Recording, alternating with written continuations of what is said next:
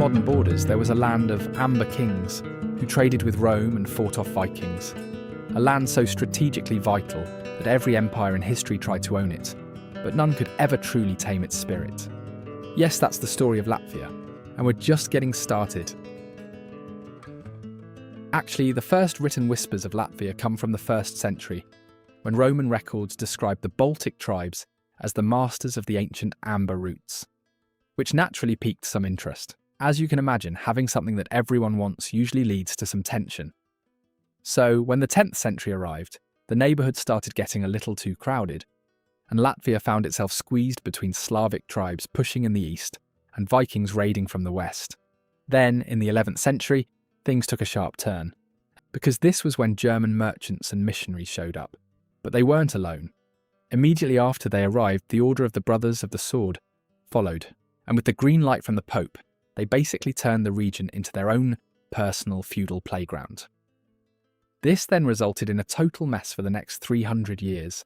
You've got German knights and bishops bickering over who was in charge. At the same time, the city of Riga became a huge trade hub, which I would say was like a medieval version of modern-day Manhattan. So with everything that's going on, what happened to the Latvians? Well, they were unfortunately pushed into hard labour for German landlords. But don't worry. Eventually, that German hold weakened, and Latvia was free. For a short while. Because after that, Latvia became the centre of attention. Again. For a time it was split between Poland and Sweden. Then the Swedish king captured Riga, and finally Peter the Great of Russia showed up in 1710. He basically wanted a window to the sea, so by 1795 the whole nation fell under the Russian Empire. This lasted for over a century. It wasn't until 1861 that the locals finally managed to end serfdom. If you're not familiar with it, it's basically a medieval labour system where peasants, also known as serfs, were legally bound to work on a lord's land. And no, they can't leave, marry or sell property without permission. So when they completely abolished it in 1861, the Latvians could once again buy back their land. Now that was just the beginning, because in the years that followed, things seemed to be looking up. When World War I rolled around, the big empires started collapsing, and the Latvians saw it as their opportunity. So, on November 18th, 1918, they proclaimed their independence. But man, it wasn't easy. They had to fight off the Red Army and German holdouts all at the same time, just to keep their new country. After that, they enjoyed their 20-year break to grow and thrive. Because just around the corner, World War II was looming. And it was a nightmare to say the least. In 1939, Hitler and Stalin made a deal that basically handed Latvia over to the Soviets on a silver platter. Just like that, their good luck ended. Because for the next few decades, they had to go through a series of unfortunate events. First, the Red Army invaded, then the Nazis took over, killing thousands of Latvian Jews. After that, the Soviets came back and stayed for nearly 50 years. During that era, over 140,000 Latvians were deported to Siberia, and the government encouraged so many immigrants to move in that the ethnic Latvians almost became a minority in their own home. But here's the turning point. In the late 80s, Latvians started the singing revolution, meaning they used mass demonstrations and the power of their own voices to push for freedom. So, when a coup failed in Moscow in 1991, Latvia grabbed its full independence once and for all. Since then, they've run full speed toward the west, joining the EU and NATO in 2004. Plus, they became a high-tech, modern European democracy in just a single generation. What a feat, am I right? And if you thought that was impressive, wait till you see their geography. So if you're looking at a map of Europe, you'll find Latvia in the middle of the 3 Baltic states. It's about 64,589 square kilometres, or about 24,938 square miles. It is tucked right between Estonia to the north, Lithuania to the south, and shares its eastern borders with Russia and Belarus. But what does it look like inside? Let's zoom in, shall we? Well, Latvia is split into 5 distinct areas. Right in the south, you've got Zemgale. This is essentially the country's breadbasket, meaning it's super fertile with loamy soil, making it great for farming. But it also means it gets swampy fast. So if the slope is just a tiny bit off, you get bogs and frequent floods near the Daugava and Lieluka rivers. While we're on the topic of waters, let's head over to our next section, Kurzeme. This is where you'll find some of the most famous sites in the country, like the Ventus Rumba, which is, fun fact, the widest waterfall in Europe. Then, as you continue to move inside the country, you'll hit Vidzechme, which literally means the Middle Land. This is the largest region and probably the best place to immerse yourself in Latvian culture. Why? Well, because 85% of the people here are ethnically Latvian. It's also where the capital, Riga, is located, which is our next stop. And just a quick history lesson for you. Riga was actually founded back in 1201. It's famous for its Art Nouveau architecture and its historic centre, which is considered a UNESCO World Heritage Site. Flowing right through this capital is the Daugava River, also known as the River of Destiny. It starts over in Russia near the source of the Volga and travels over 1,000 kilometres, or 630 miles, to reach the sea. And about 1/3 of that length is inside Latvia. Finally, moving southeast, you'll find Latgale, the land of blue lakes. Truly, if you love the sights and sounds of water, this is nothing short of your paradise. After all, there are over 1,200 lakes here. But that's not the only highlight. Along with the lakes, you've got nature that's untouched and absolutely gorgeous. It's also home to Latvia's second biggest city, Daugavpils, which is a red brick beauty that's just a stone's throw from the borders of Lithuania and Belarus. Oh, and one last thing before we leave the outdoors. Latvia is obsessed with its trees. I mean, as everyone should be. Over 56% of the land is covered in forests. That's roughly 3.5 million hectares, or 8.6 million acres of pine, birch and oak.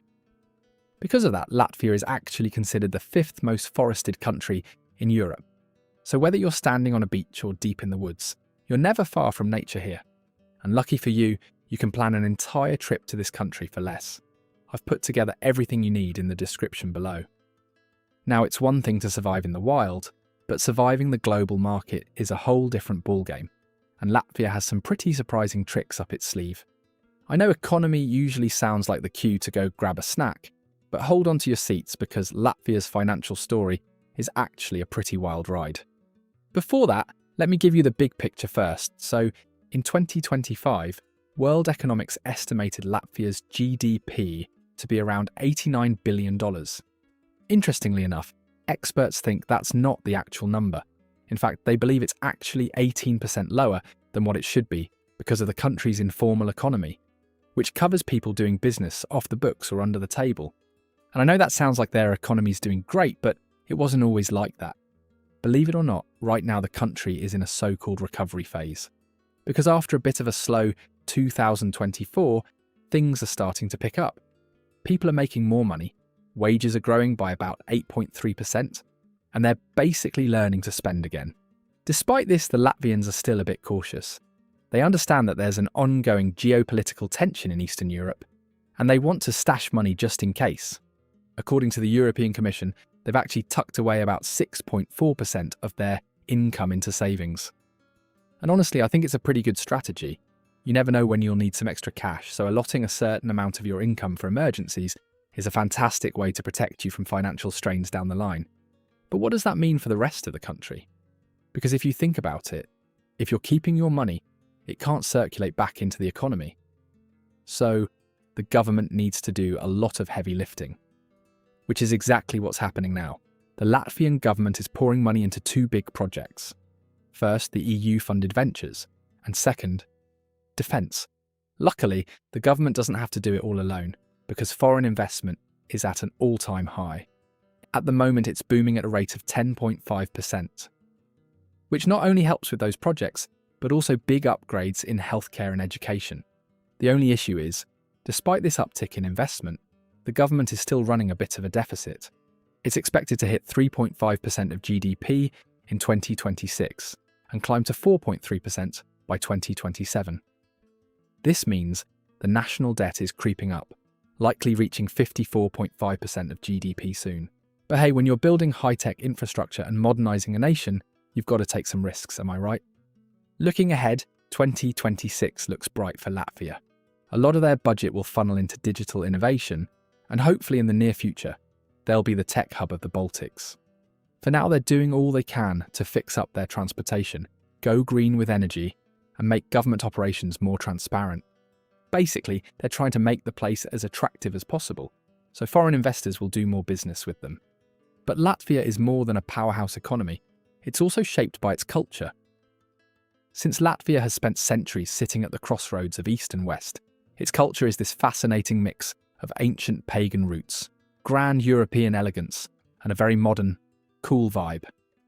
And if you walk through the streets of Riga, you'll see exactly what I mean.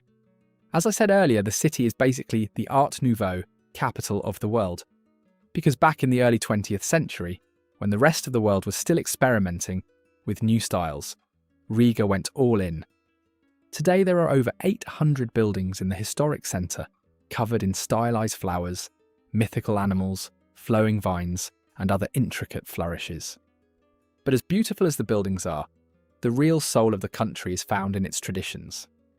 Specifically, their festivals. And the absolute must-see event of the year is the Latvian Song and Dance Festival. It's been going on since 1873, and it's one of the largest amateur choir events on the planet. Just imagine 30,000 people, all dressed in their regional folk costumes with colourful woven belts and flower crowns, singing together in a stadium. Honestly, just thinking about it gives me goosebumps. They usually sing the Danas, which are short ancient poems about legends and deities, with the accompaniment of a kvarkles, which is a stringed instrument that looks like a lap harp. Of course, you can't sing your heart out all day. You're going to run out of energy sooner or later, and that's where food comes in. So one thing about Latvian cuisine, it's designed for cold winters and hard work, so expect lots of pork, potatoes, cabbage, and fish smoked fresh from the Baltic. Pair that with rupi meza, their famous dark rye bread, and you've got yourself a delicious meal. Now, if you're feeling a bit adventurous, try sklandroshis. It's basically a sweet pie made with a rye crust and filled with mashed potatoes and carrots. Sounds like a weird combo, I know, but it really works. Do you have any weird dishes in your country too? Let me know in the comments below, and as always, if you enjoyed this video, you'll love this next one.